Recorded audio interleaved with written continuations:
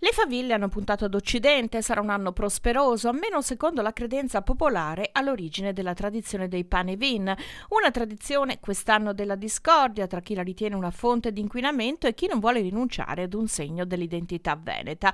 Questo è quello, come sempre, la giusta via sta nel mezzo.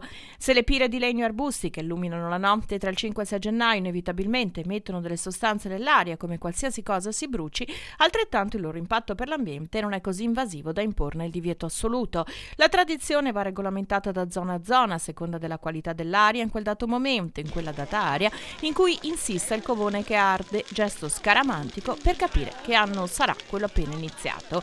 I pane e vini in Veneto sono parte della storia e dell'identità e su questa base vengono difesi a spada tratta con buon senso dai sindaci dei comuni che li ospitano, che hanno rivisto dimensioni, luoghi e durata della combustione. La qualità dell'aria non si ripristina con l'abolizione di queste usanze circoscritte in tempi e luoghi determinati, capaci di condizionare temporaneamente e limitatamente l'atmosfera, ma con piani strutturali di interventi programmatici. Meglio abbassare di 1 grado il riscaldamento in casa, evidenzia Rodolfo Bassano, responsabile dell'Osservatorio regionale dell'aria.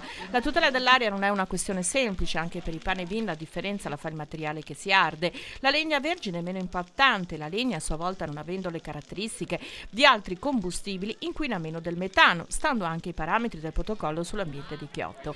Però la legna, essendo un fossile, produce più polveri sottili dei combustibili gassosi. Poi dipende da come e dove si brucia. Una vecchia stufa a legna inquina 6 o 7 volte di più di una moderna. Non credo all'efficacia degli interventi spot, ha continuato Bassan. Basta osservare il grafico della presenza di PM10 negli ultimi anni per rendersi conto che dal 2004 si è notevolmente ridotta. In alcune zone addirittura le polveri sottili, dice il responsabile dell'ARPAV, si sono dimezzate.